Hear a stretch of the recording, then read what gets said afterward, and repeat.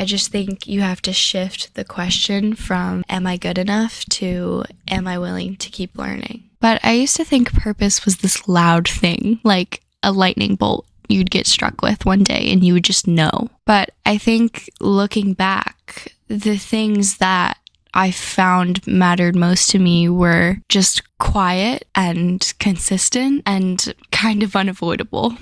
And if I'm not good at it, does that mean I'm not a good person or I'm not the person that I want to be? Hi, I'm Lily Wright, and I am a dancer, a content creator, a full-time student, a teacher, a writer, a piano player, a banana bread enthusiast, a sister, a daughter, a best friend, and perhaps the most pressing, I am someone quickly approaching their 20s. And that's really scary. So we are here together to discuss what I've learned so far at 19 and 10 months. Will it change in an hour? Will it change in a week? Will it change in a year? Absolutely. Every single time I record one of these episodes, even by the time I'm editing, there are so many things I want to change. So take everything I say with a grain of salt and remember that this is what I know in this very moment and that this is what I know today about purpose. I have to confess something, and it's that I have always been so jealous of those people who knew what they wanted to do their entire life. With every person that I've met that had this ability, had this knowledge of like, this is what I want to be. I've known my whole life. I know my path. I know how I'm going to get there. It just like filled me with rage. It was like, what do you mean? The way that they talk about it with just such like sureness, like it's intrinsic, it's built in, it's part of them. Like they must have had this light bulb moment when they came out the womb or at some point in childhood where they were like, this is me, this is who I am. And I don't know that I always believe them, but just the fact that they have such a sure answer for their purpose, that was really hard for me to accept. But the older I get, the more I feel like those people are unicorns in this world. I think being in college especially has showed me that like people pivot and change their minds all the time, and sometimes you are 1,000,000% sure and then something changes. But I know from experience, and I'm sure that a lot of you have experienced this, that not knowing your purpose can feel terrifying. It's really hard to do life when you don't know what you're working towards or when your path feels really unclear. So at 19, I'd like to say that I found what my purpose is, and we're going to talk about it a lot today because boy, what a journey that has been. But I used to think purpose was this loud thing, like a lightning bolt you'd get struck with one day and you would just know. But I think looking back, the things that I found mattered most to me were just quiet and consistent and kind of unavoidable. I'm a firm believer that sometimes your purpose is right in front of you, and I think a lot of people have their purpose in their life far before they recognize what it is. I know that this was certainly true for me. Today, I would say that my purpose is to dance and to teach dance or teach in some capacity. The fact that dance and teaching, the two things I love the most in the world, can be combined into one thing feels like the biggest blessing and the most fascinating thing to me. But I definitely didn't see it as that for a really long time. So I started teaching dance years ago.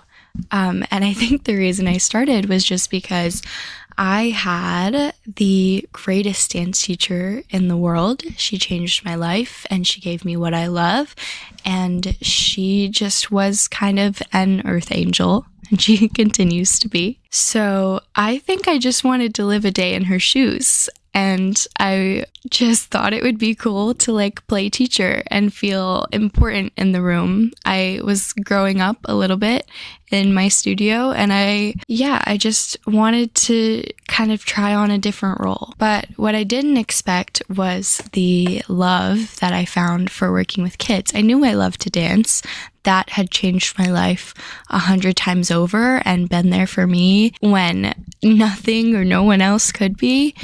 But when I started working with kids, I think it just like kind of stopped me in my tracks. I continue to be completely just, I'm in awe. I'm at a loss for what it feels like to try and understand how their brains work. And I think that kids, every time I have a conversation with them, teach me so much more than I could ever teach them. When I work with kids, I think it's like everything else goes out the door. And I know that as a dance teacher, I'm obviously supposed to teach them how to dance. But honestly, no matter, like I work with adults now, no matter who I'm working with, my goal is to instill love and empathy and confidence and joy into those people. I want to care for their brains, and I want to teach them how to care for themselves and how to love and be proud of themselves. Like things like technique and history are important and things that I love to study. But at the end of the day, I think it's the feeling of learning and dancing that can keep people alive and keep people going. And to learn the life and survival skills that you learn through dance as a child, I think if I could give that to every child in this world, I would do anything to do that. So working with kids filled my cup in a way that nothing else could. I mean, like when I started working with them,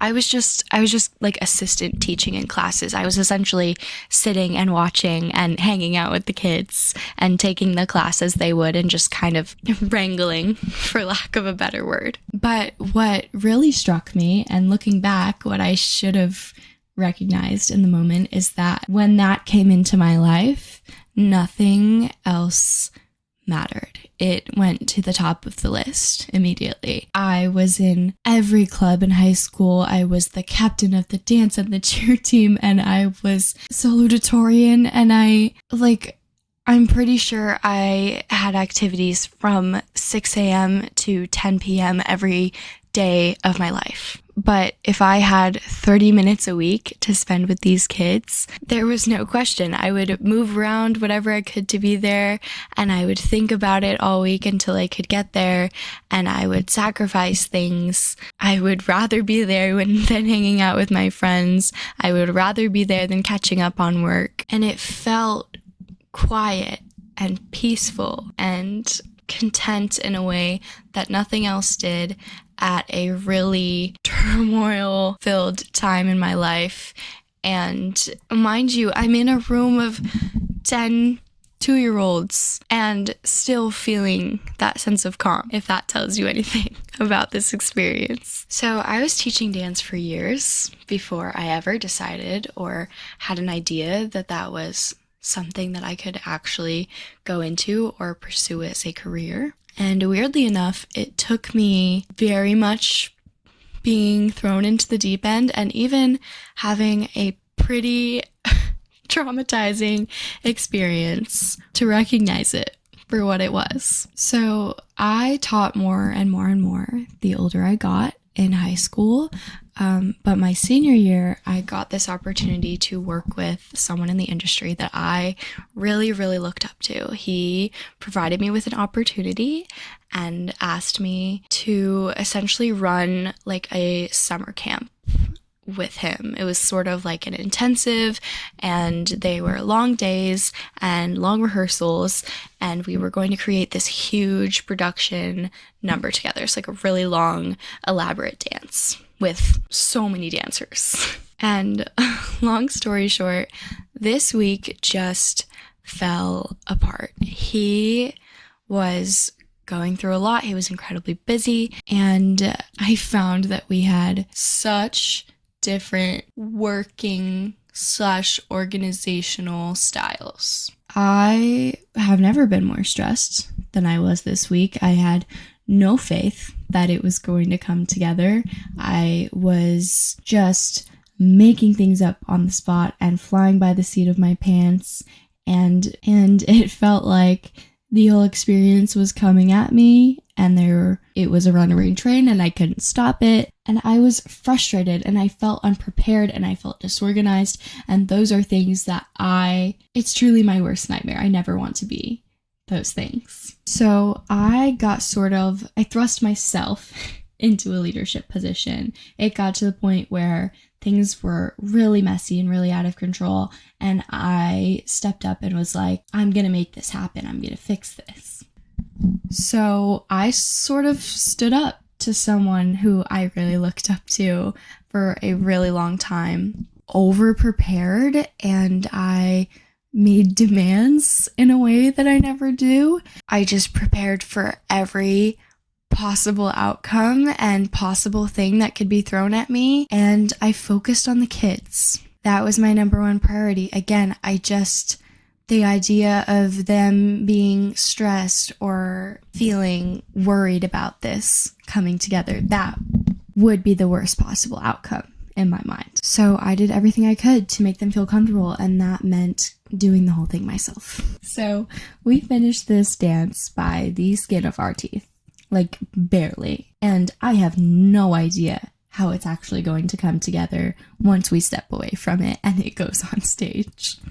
And of course, once it did, these kids are professionals and they pulled it off and they were incredible in every way. But it wasn't watching it come together and seeing the final product that changed my life. It was reflecting on the process and the person that I became in that moment. So this purpose felt like something that I had been just like circling for so long. And I can understand how I didn't recognize it, but looking back, there were so many patterns. I mean, it was the one thing I couldn't get enough of. It was the thing I kept showing up for and constantly asking for more of, even when it meant making sacrifices. I cared about it even when it got hard and even when I lost my love and my joy for so many things. I think the fact that this was a thing that incorporates the thing I love to do the most in the world, which is to dance, and also the fact that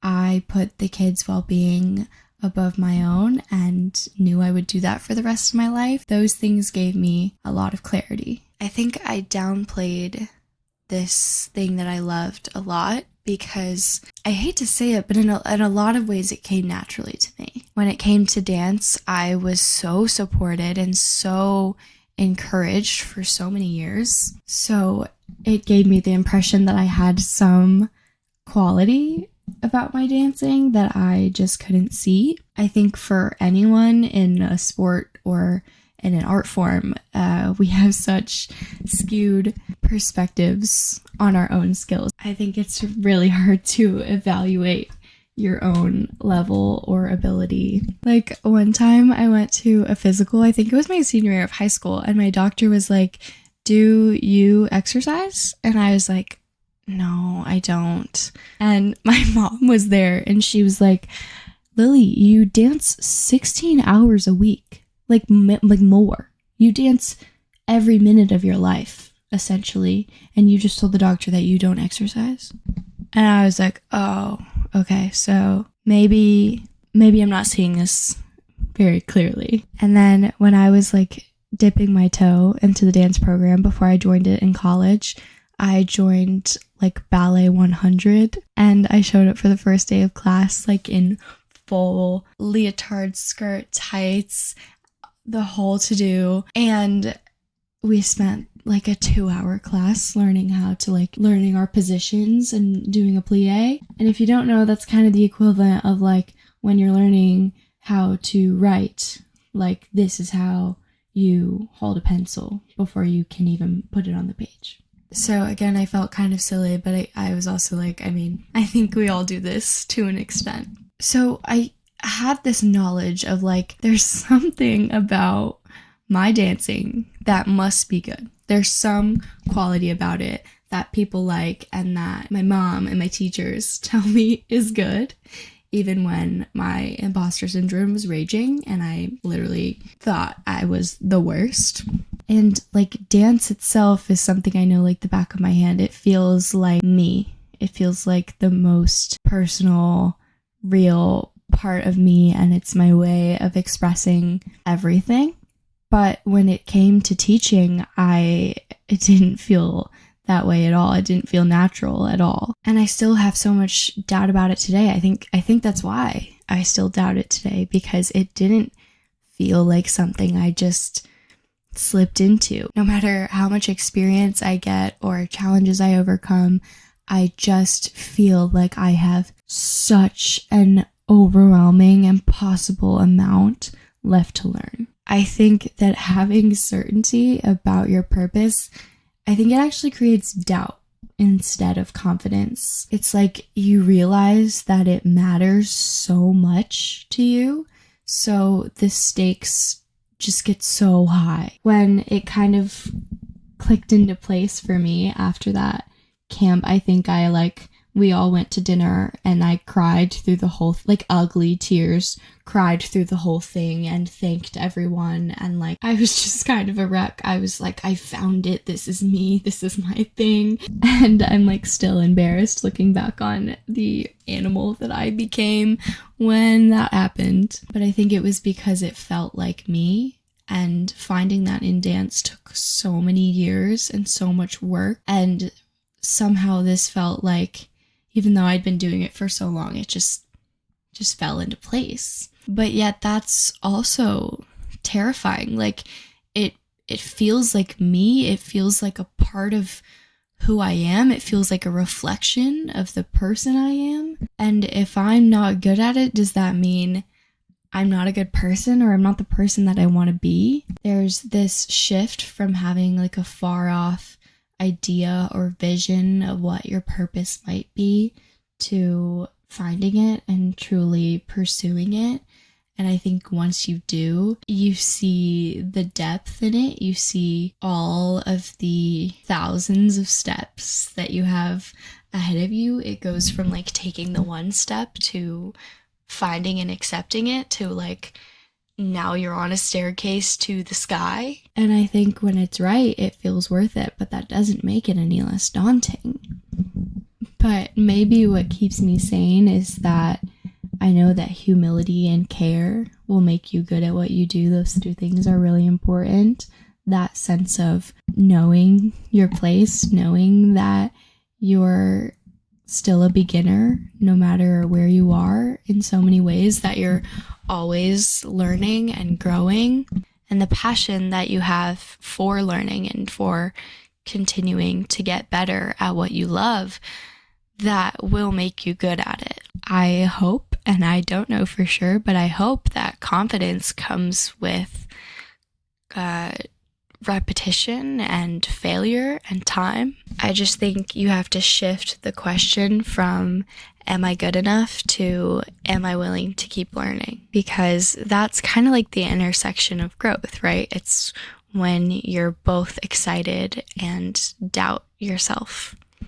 That's when you're ready to grow. So if you are where I was not so long ago, I just want to tell you some things that I do know about what finding your purpose feels like, or maybe signs that you're close. My friends and I had this conversation a few months ago where they were telling me how jealous of me they are that I'm so sure in what I love and what my purpose is.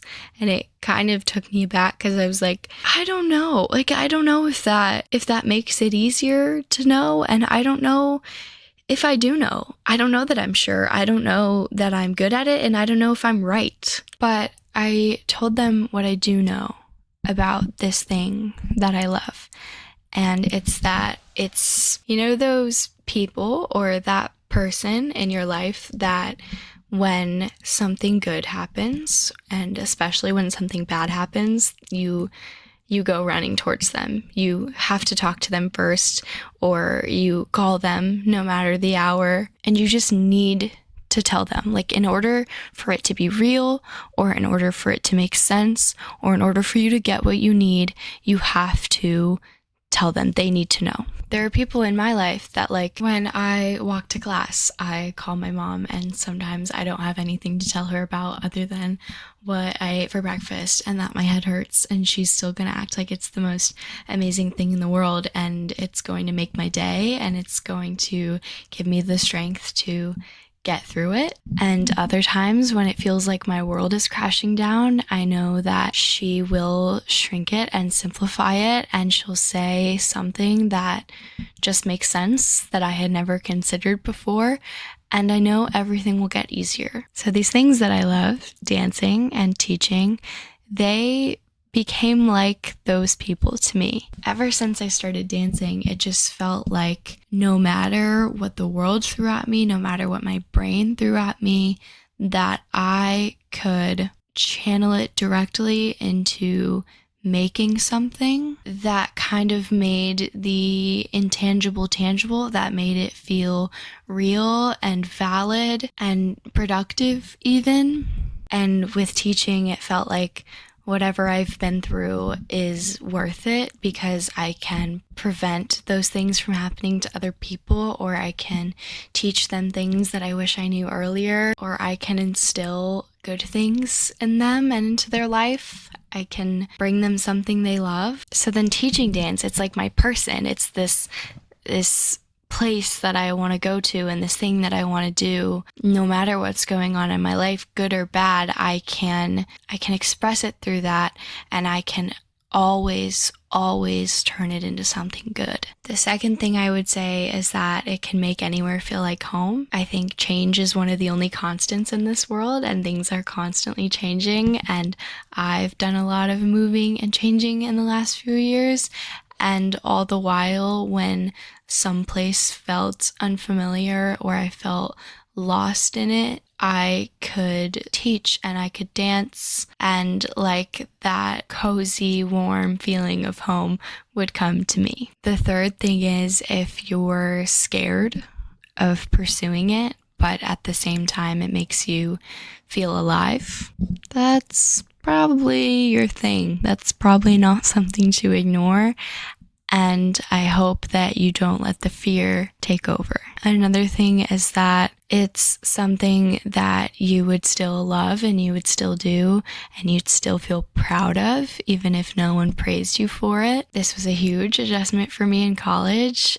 I think as a kid and as someone who came from an extremely supportive environment, I used to get like constant praise and constant support and people who were just my rocks and wanted to see me succeed and were my biggest fans. I was surrounded by them all the time, and that was such a blessing, but it also made me expect that. And when I came to college and moved into a different realm of dancing, I stopped getting that. And that's kind of just how it goes. You're, as an adult, not going to get the constant praise and encouragement that you get when you're younger. But for me, that was originally a huge adjustment because I didn't, especially when I couldn't tell if I was good on my own, it was hard to also have no one say that to me. Then I worked harder, and then I looked inward and I started paying more attention to myself. I started listening to myself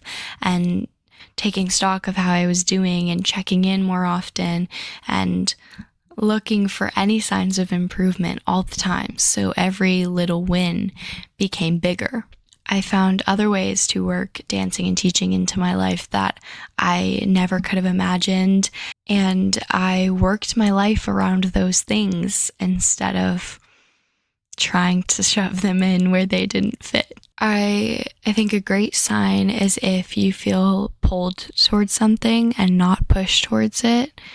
People are always going to have opinions. I think parents and friends and everyone in your life in some capacity is going to have an opinion on what you should be doing with your life, on your career, and on your life choices. People always have opinions, and it's usually because they care, but it doesn't make it any less frustrating. I know what it feels like to have people disagree with what you choose to pursue or doubt your ability to succeed or to be the exception to the rule. But this thing, I couldn't ignore it. It drew me in, and it was like all roads lead back to this. And finally, I think it's like when you lose other things, or if you lose everything else, you can survive on knowing that you have this thing. There have been times that in the moment, I felt like I didn't have much going for me. I didn't have much good in my life, or I got a lot of no's, or I failed, or I fell on my ass. And somehow having the knowledge that I still had so much love for this thing, that was enough for me to pick myself up and brush myself off and go for the next thing. Other things you might notice are if there's something that people constantly come to you for, or if there's something that you see people struggling with and you feel really helpful. Other places you might notice it are, what is the thing that people come to you for all the time? Where do you feel the most helpful? What kind of person do you want to be, and what makes you feel the most like that?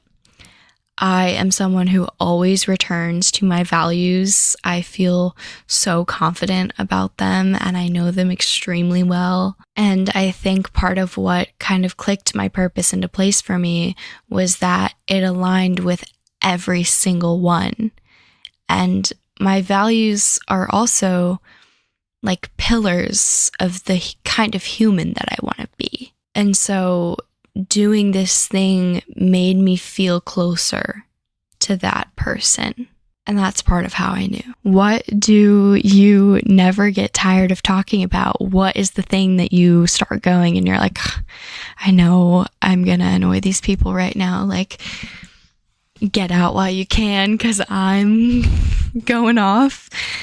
Or what is the thing that you just hate to see in the world? What is the thing that you can't get over and that over all else you would change? What's the thing that you would give to every person, or that you think every person deserves? What's the problem that you want to solve? And the last thing is what feels honest. If fear, if other people, if society, if money, if those things weren't factors, which of course they are, but if they weren't, where would you be? Or who would you be? Or what would you be doing? It's hard to explain what it feels like when those pieces all fall into place, when you kind of recognize your purpose for what it is. And I think it might feel like relief or calm. It might feel, like I said, like all of the pieces kind of falling into place, or like coming home to yourself. But it might not feel like instant success or constant motivation. I think it's totally normal to fall out of love with your purpose sometimes. I think that's usually out of doubt, at least in my experience, letting insecurity run rampant and take control over your life. And I definitely don't think that's your fault, and I don't think that makes you lazy. I think sometimes you just care so much that you don't know where to start. When something is this important to you, it's like your goals and your expectations for yourself become so big that you get put in this place of like being paralyzed and directionless. So yeah, I don't know. I can't say for sure that knowing your purpose makes life easier, but I do know that it makes life more meaningful. In the spirit of my mind changing often and taking my words with a grain of salt, I think that your purpose changes. I think it might not stay the same, and that's why I don't always speak with certainty about mine, because like I said, change is constant. Things change and people change and purposes change. I think it can evolve with the seasons of life. I also think that some people don't choose to pursue theirs in the same way. Some people don't pursue their purpose even as a career and find that it fits into their life in a different way. And I think that's a really beautiful thing, making space for what fills you up even when life itself is really full. I think you can probably outgrow a purpose, and I think they can even be temporary, and I don't think you're behind if that happens. As long as you are listening to yourself, you're probably doing something right. my final thoughts are that purpose is not something that you have to chase down. I think it's just something you can let in. I don't have a poem for you today, but I am working on something called like the light in the other room, and it's this metaphor of like someone left a light on in the room next door and you're sitting in the darkness, and maybe that has become really comfortable and feels safe to you, but there's always going to be this glowing light just outside the door. And that would be a big change, and that could be scary, but it would also be somewhere where you can see yourself and where you can actually function. And I think the point is that like it's always there. Sometimes it's right in front of you and you're just not willing to open the door or step inside or accept the unknown. So yeah, maybe I'll read it to you next time should I finish it. But this episode kind of couldn't wait. It's actually 12:30 in the morning. But recording this feels like talking to a best friend a lot of the time, and the best conversations with your best friends happen in the middle of the night. Okay, but you don't have to find your purpose today, so take a deep breath. But I would say that if there's something always sitting behind you, tapping your shoulder, if there's something that refuses to leave you alone, I think it's probably worth listening to. That is all for this episode of What I Know Today. Thank you so much for being here. I'm so happy you're here. I'm so grateful for every single one of you that chooses to spend this time with me every Monday. And even more so, thank you for allowing me to be honest. Thank you for allowing me to have this space to say the hard things, the things that I don't always want to say out loud. But I share my story and my experiences and all of my dark and twistiness just in hopes that someone feels less alone. So if that's you, know that we are in this together. Okay, my camera's dying. If you want to spend more time together, subscribe to this channel, like and comment your ideas or your thoughts or message them to me. I would love to hear them. If you want to see more of me, you can follow me on Instagram at LilyWright ____. Yes, there's 3 of them. You can also follow me on TikTok at LilyWright, LLYRITE. As always, you know I love you so much, and I love you. Bye.